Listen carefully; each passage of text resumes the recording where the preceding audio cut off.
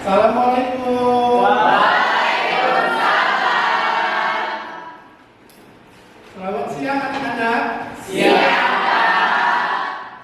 Gimana perasaannya hari ini? Bahagia? Bahagia. Semangat ya. Semangat. Tetap semangat dan tetap jaga kesehatan. Apalagi hari-hari ini kita sudah masuk musim hujan. Jadi kalian harus senantiasa jaga kesehatan, jangan sampai sakit. Ya, apalagi minggu depan kita akan melaksanakan mid semester. Oleh sebab itu, semua harus jaga kesehatan, jaga makan dan jaga istirahat. Nah, baiklah nak, sebelum kita mulai kegiatan pelajaran kita hari ini, Bapak minta satu orang itu memimpin dulu dengan doa. Bapak silakan, ya, saya silakan. Semua siap. Berdoa mulai. Doa selesai. Beri salam pada Pak Guru. Assalamualaikum warahmatullahi wabarakatuh. Waalaikumsalam warahmatullahi wabarakatuh. Terima kasih pada Jaka yang sudah memimpin doa tadi. Semoga dengan doa yang baru saja kita panjatkan, kita diberikan kelancaran, kita diberikan kemudahan dalam kalian menuntut ilmu, dan Bapak menyampaikan materi pada hari ini. Baik, selanjutnya anak-anak, Bapak akan mengabsen dulu di dalam kelas kalian siapa teman kalian yang tidak hadir pada hari ini. Sebentar ya. Ya, siapa yang tidak hadir hari ini? Intan. Intan. Intan kenapa Intan? Sakit. Oh, Intan sakit. Sudah berapa hari Intan sakit? 2 hari. 2 hari. Intan sudah dihubungi? Sudah berobat belum? Sudah. Ya, dikasih tahu Intan kalau memang sakit bisa berobat, bisa dari sekolah ke UKS atau bisa bawa kartu pelajarnya ke puskesmas ya, supaya cepat sembuh. Kemudian siapa lagi yang belum masuk? Darmawan kenapa? Pasti. Pasti. Oh, untuk lomba tanggal 12 Oktober. Ya. Nah, sampaikan dengan Darmawan bahwa Darmawan harus mengejar ketinggalan pelajaran ya. Karena Bapak perhatikan sudah beberapa kali Darmawan tidak hadir karena mengikuti latihan di Pasti. Oleh sebab itu sampaikan sama Darmawan, dia harus tinggal ketertinggalan materinya. Baik boleh tanya dengan kalian atau boleh juga langsung tanya dengan Bapak. Ya? Kemudian kita doakan semoga Intan segera sembuh, segera sehat sehingga bisa kembali lagi ke sekolah. Baik nak, masih ada yang tidak masuk? Ya. Jadi nak, sekolah itu penting ya untuk kalian. Sekolah itu ibarat kita sedang menanam sebuah pohon. Tentunya hasilnya bukan hari itu kita dapat, tetapi kita tidak tahu manfaat dan hasil yang akan kita dapat entah 5 atau 10 tahun yang akan datang. Begitupun dengan sekolah. Oleh sebab itu, kalian harus rajin sekolah, rajin belajar, belajar disiplin, kemudian patuh dengan omongan orang tua dan guru, serta ibadah. Karena itu adalah modal kalian dalam mengarungi atau menjalani kehidupan. Oke, sebelum kita mulai belajar, Bapak minta kita icebreaking terlebih dahulu ya, supaya kita sama-sama semangat, sama-sama fokus. Dan di dalam icebreaking ini juga kita berusaha untuk mengenal dan melestarikan budaya nasional lewat bahasa. Icebreakingnya seperti ini ya. 5 jari tanganku, 5 jari kiriku. Nanti semua mengikuti ya. Berdiri sejajar, berbaris berhadapan, lalu berpelukan, sembunyi di belakang. Mari kita hitung berapakah jumlahnya. 1, 2, 3, 4, 5, 6, 7, 8, 9, 10. Mari kita ulang dengan bahasa daerah. Nanti Bapak sebutkan bahasa daerahnya apa, maka kalian sebutkan angka 1 sampai 10 dengan menggunakan bahasa daerah kita masing-masing. Bisa ya? Bisa. Oke, kalau bisa kita mulai ya. 5 jari kananku, 5 jari kiriku, berdiri sejajar, berbaris berhadapan, lalu berpelukan, sembunyi di belakang. Mari kita hitung berapakah jumlahnya. 1, 2, 3, 4, 5, 6, 7, 8, 9, 10. Mari kita ulang dalam bahasa Jawa.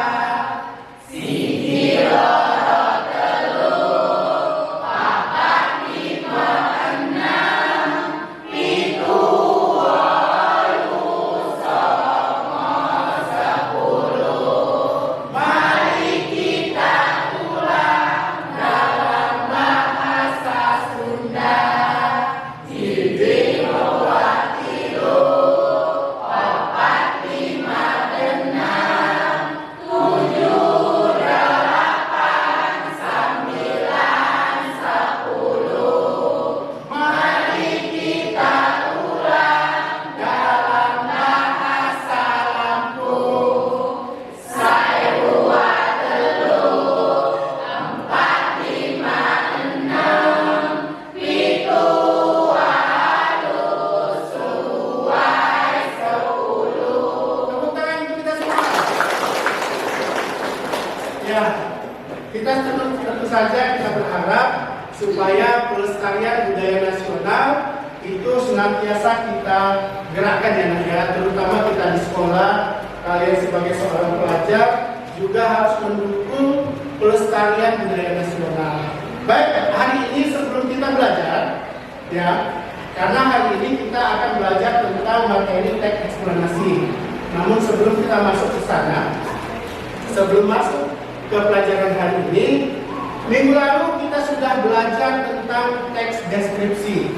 Dan hari ini masih sama-sama teks, masih sama-sama keterampilan menulis, hanya beda judulnya saja. Kalau di minggu lalu itu teks deskripsi, hari ini teks eksplanasi. Minggu lalu kita belajar teks deskripsi. Siapa yang masih ingat? Apa sih yang dimaksud dengan teks deskripsi? Ya, silakan Nur atau Imran, Nur Baiti, silakan. Deskripsi itu teks yang berisi penggambaran tentang suatu objek. Teks deskripsi itu, kata Nur, adalah sebuah teks yang berisi penggambaran tentang objek. Ada yang mau menambahkan nggak? Saya ingin menambahkan Pak. Ya, silakan Imran. Hanya menambahkan saja Pak. Jadi suatu teks yang menggambarkan suatu objek secara rinci dan detail Pak. Ya, suatu teks yang menggambarkan secara rinci, secara detail. Beri tepuk tangan untuk Nur dan juga Indra. Benar ya, apa yang disampaikan kawannya tadi, bahwa teks ini tujuannya memberikan gambaran secara detail, supaya si pembaca ini benar-benar melihat, merasakan apa yang digambarkan terhadap objek tersebut. Tujuan pembelajaran kita hari ini kaitannya dengan teks eksplanasi adalah supaya setelah kalian belajar hari ini, kalian bisa memahami, kalian bisa mengerti tentang konsep teks eksplanasi. Apa itu teks eksplanasi? Kemudian konsepnya bagaimana, pengertiannya apa, tujuan teks eksplanasi, strukturnya, ciri kebahasaannya. Kalian bisa tahu apa itu teks eksplanasi dari kegiatan pada hari ini. Termasuk pada akhirnya kalian bisa menghasilkan atau menulis sebuah teks eksplanasi dan bisa tampil di depan menyajikan atau presentasi terhadap teks yang kalian buat. Bisa dilihat di papan tulis tentang teks eksplanasi. Ini adalah yang akan kita bahas pada hari ini. Ada yang pernah dengar nggak teks eksplanasi? Ya. Ada yang pernah dengar? Ya. Tidak pernah dengar ya. Tapi kalian pernah tidak membaca teks atau membaca satu bahan bacaan, paragraf, misalnya tentang kejadian tsunami di Aceh, atau kalian pernah membaca pertikaian antar suku di Lampung Selatan? Pernah? Nah, atau kalian pernah tidak membaca satu bacaan bagaimana sih proses fermentasi pada pembuatan kue donat misalnya? Itulah yang dimaksud dengan teks eksplanasi. Jadi yang dimaksud dengan teks eksplanasi ini ya. Teks eksplanasi adalah suatu teks atau suatu paragraf yang bertujuan untuk menjelaskan. Jadi tujuan teks ini untuk menjelaskan. Apa yang dijelaskan dalam teks eksplanasi? Fenomena atau sebuah kejadian, bagaimana dia terjadi, kemudian akibat dia terjadi apa. Ada 4 fenomena yang dijelaskan dalam teks eksplanasi. Ada fenomena alam, fenomena sosial, fenomena budaya, dan fenomena ilmu. Selanjutnya, apa sih ciri-ciri atau ciri dari teks eksplanasi dibandingkan dengan teks-teks yang lain? Kalau teks eksplanasi ini dia lebih khusus mempunyai ciri kebahasaan dengan menggunakan konjungsi. Ada yang tahu konjungsi apa? Apa konjungsi? Kata hubung. Iya, kata hubung. Tepuk tangan untuk Gading. Konjungsi itu diartikan sebagai kata hubung. Kata hubung yang digunakan dalam teks eksplanasi itu ada 2. Yang pertama konjungsi kausalitas dan yang kedua konjungsi kronologis.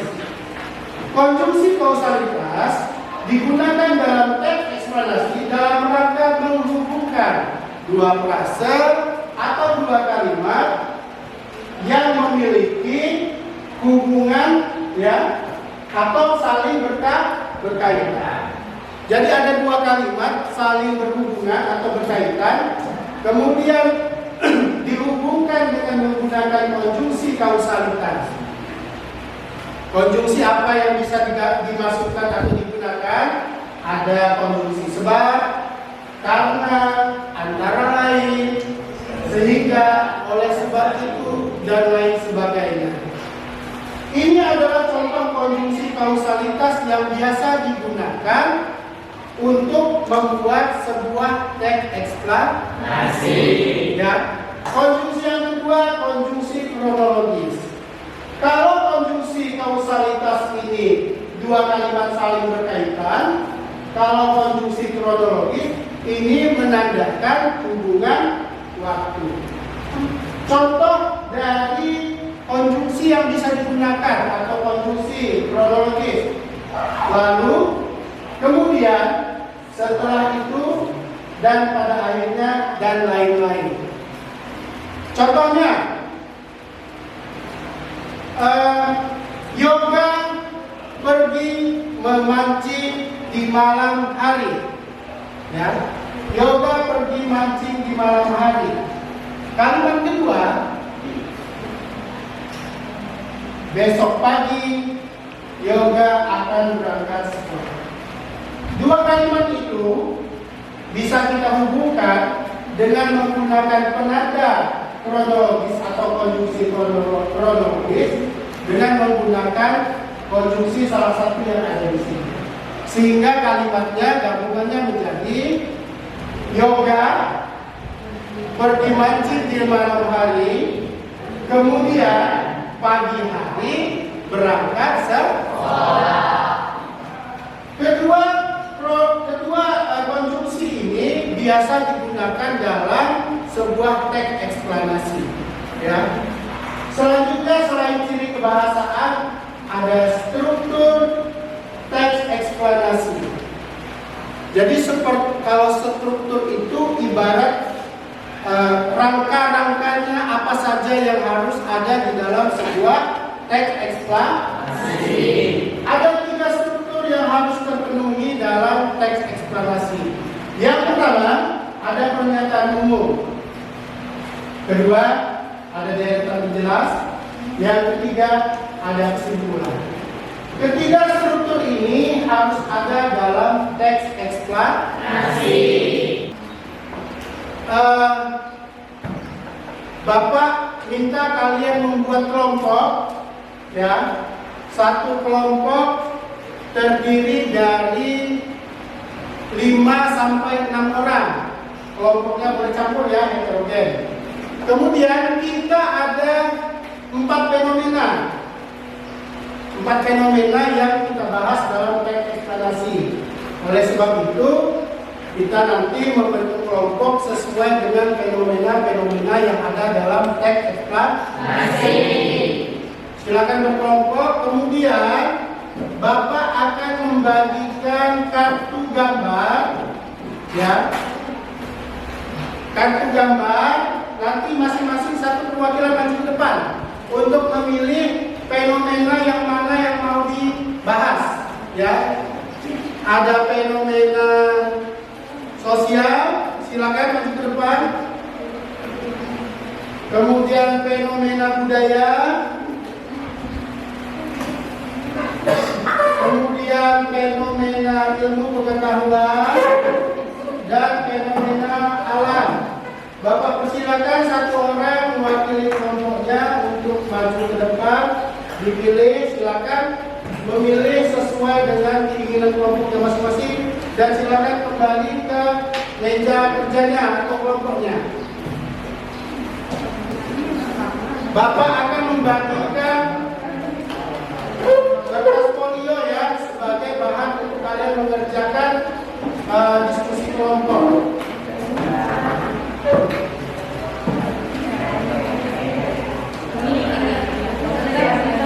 Dina,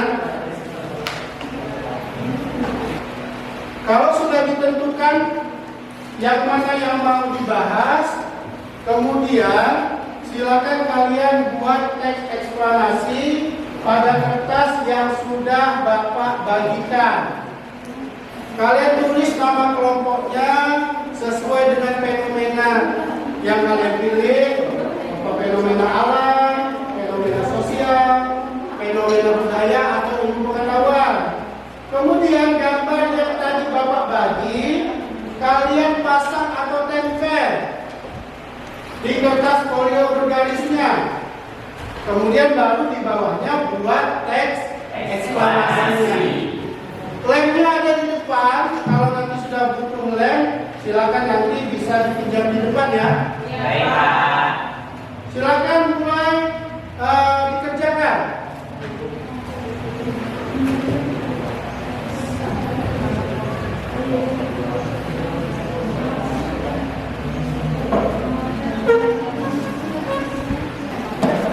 Sudah ya? Sudah? Kalau sudah, kita lanjut presentasi ya. Kita lanjut presentasi. Kemudian nanti kalian cukup sebutkan nama kelompoknya masing-masing. Misalnya kelompok fenomena apa, silakan. Yang pertama kelompok fenomena sosial. Silakan maju ke depan. Beri tepuk tangan dulu untuk kelompok fenomena sosial.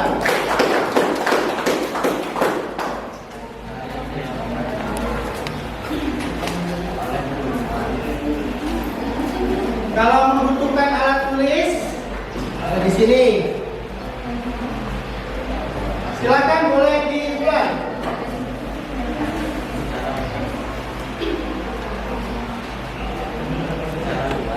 Assalamualaikum warahmatullahi wabarakatuh. Waalaikumsalam warahmatullahi wabarakatuh.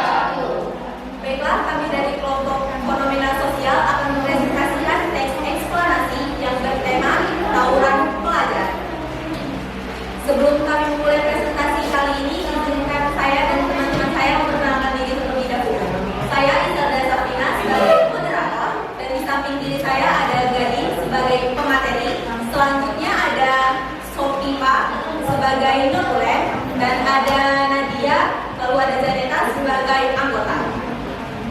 Baiklah, langsung saja kita mulai. Yang pertama adalah pemateri yang akan disampaikan oleh Gading. Assalamualaikum warahmatullahi wabarakatuh. Waalaikumsalam warahmatullahi wabarakatuh. Jadi kelompok kami mengangkat fenomena sosial yaitu tawuran antar pelajar. Kebanyakan dalam eksplanasi, tawuran pelajar adalah bentuk konflik atau kekerasan yang terjadi antara dua atau lebih kelompok pelajar yang berasal dari sekolah yang berbeda. Kejadian ini seringkali terjadi di luar lingkungan sekolah, seperti di jalan atau tempat umum lainnya, dan dapat melibatkan banyak orang. Tawuran menjadi permasalahan sosial yang sering terjadi di berbagai negara, termasuk Indonesia. Tawuran seringkali melibatkan remaja atau anak muda sehingga mengakibatkan kerugian yang besar baik secara fisik maupun psikologis. Tawuran pelajar seringkali dipicu oleh perasaan ingin menunjukkan kekuatan atau superioritas antar kelompok pelajar, baik di kota maupun di desa.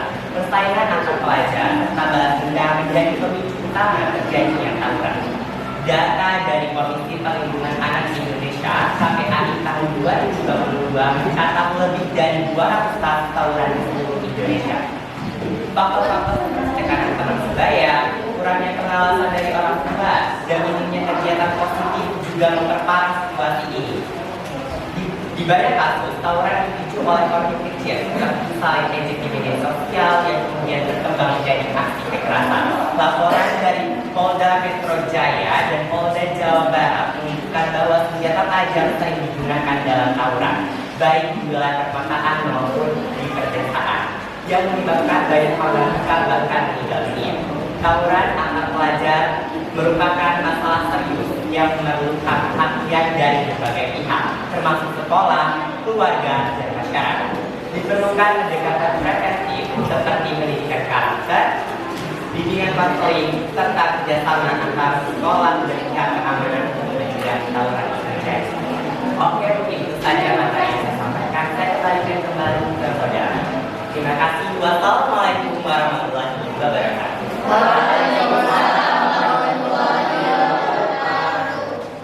Baiklah teman-teman, mungkin sekian presentasi dari kelompok kami. Sebelum saya menutup presentasi kali ini, apabila ada yang mau ditanya atau ingin menyampaikan tanggapan, saya persilahkan. Saya, Ya, silakan. apa perbedaan pola tawuran antara pelajar di kota dan di daerah desa? Ya, silakan ada pertanyaan dari kelompok lain.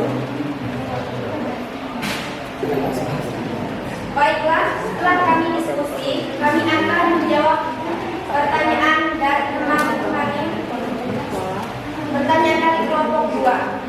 Apa ada perbedaan pola tawuran antara pelajar di kota atau di desa? Menurut kelompok kami, meski terjadi di tempat yang berbeda, pola tawuran pelajar di kota dan di desa umumnya serupa.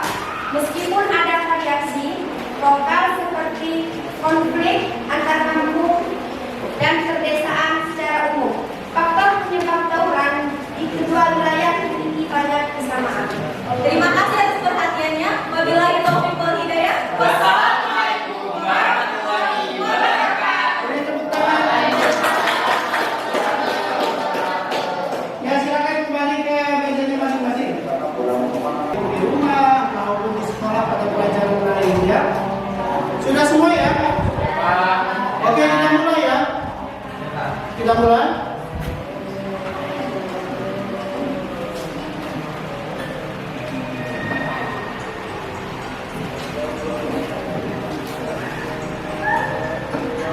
Ya, silakan.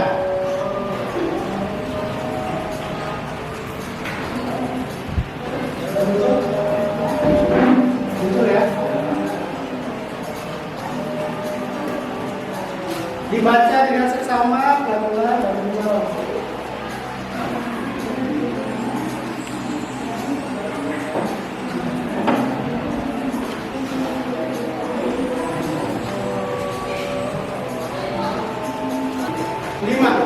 Selesai ya? Kita lihat siapa yang paling atas. Nurbaiti, tepuk tangan untuk Nurbaiti. Menempelkan gambar yang sesuai dengan perasaan kalian pada papan tulis yang sudah disediakan. Jadi misalnya memilih gambar bersemangat, maka tempel di kolom bersemangat. Bapak minta nanti setiap orang menuliskan namanya di kertas ini ya. Dituliskan namanya siapa, kemudian dikasih double tick, kemudian ditempel di papan tulis bersemangat atau tidak bersemangat.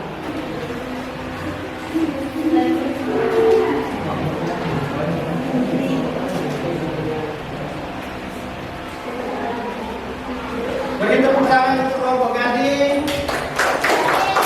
Selanjutnya kelompok Nurbaiti, silakan maju ke depan untuk menempel perasaan kalian setelah mengikuti pembelajaran hari ini. Semangat, kalau semangat berarti kegiatan pembelajaran kita bisa dilakukan seperti ini lagi.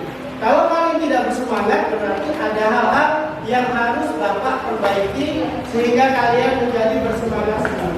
Ya. Tepuk tangan untuk kelompok Nurbaiti. Persilakan kelompok Jalil.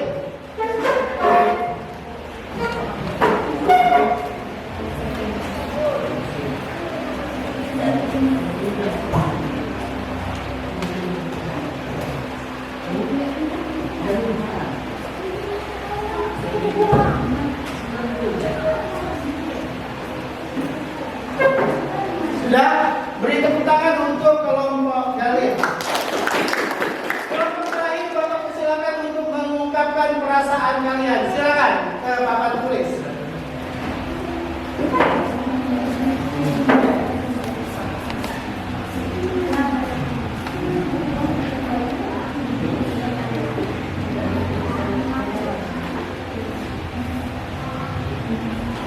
Minggu depan siap-siap kelompok yang belum maju presentasi untuk mempersiapkan kelompoknya untuk presentasi di depan kelas. Sudah semua? Sudah semua. Bapak ucapkan terima kasih atas kerjasama kalian, atas kegiatan pembelajaran hari ini, atas ungkapan perasaan yang kalian sampaikan, sehingga Bapak berharap ini bisa jadi perbaikan kegiatan pembelajaran di SMK ya. Baik anak-anak, kalau tidak ada lagi yang ingin kalian sampaikan, minggu depan atau di pertemuan berikutnya kita bertemu lagi. Tetap siapkan diri kalian sebaik-baik mungkin sehingga kita bisa belajar secara maksimal. Untuk menutup pertemuan kita pada hari ini, Bapak persilakan untuk satu orang memimpin doa kepada Mahadika. Bersedia? Ya, silakan Mahadika memimpin doa. Semangatnya berdoa mulai.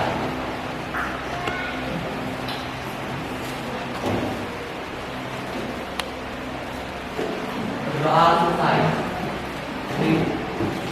Beri salam pada Pak Guru. Assalamualaikum warahmatullahi wabarakatuh. Waalaikumsalam warahmatullahi wabarakatuh. Bapak ucapkan terima kasih atas kegiatan pembelajaran pada hari ini. Bapak akhiri dan kepada kalian Bapak sampaikan setelah ini tunggu guru yang masuk ke dalam kelas, silakan lanjutkan untuk pelajaran berikutnya. Bapak pamit, Bapak mau melanjutkan untuk mengajar di kelas lain ya. Terima kasih. Assalamualaikum warahmatullahi wabarakatuh.